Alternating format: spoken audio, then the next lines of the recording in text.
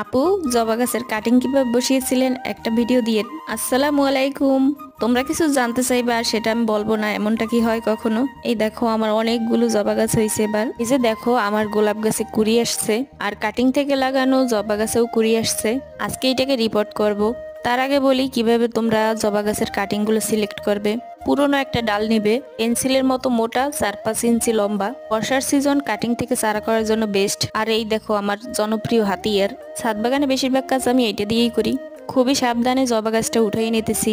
দেখতেই পাইতেছো কত শিকড় হয়েছে। সরাসরি বড় টবে লাগাবো না, প্রথমে একটা ছোট টবে লাগাই দিতেছি। এই টবে গাছটা একটু সেট হওয়ার পর আমি বড় টবে দেবো। আর এখানে আমি কোনো সার ইউজ করি নাই। এখন পানি দিয়ে ছাওয়া জায়গায় রাখবো। চলো আজকের বেস্ট একটা কমেন্ট পড়ি। আকাশে পড়ে বৃষ্টি, তুমি দেখতে খুব মিষ্টি। ধন্যবাদ মেহজাবিন। এছাড়াও সারিকা, মরিয়ম, মিম, প্রিয়া, মামুন, আইরিন, তানহা, তাসরিফা, খাদিজা, ফাতেমা। ধন্যবাদ সবাইকে।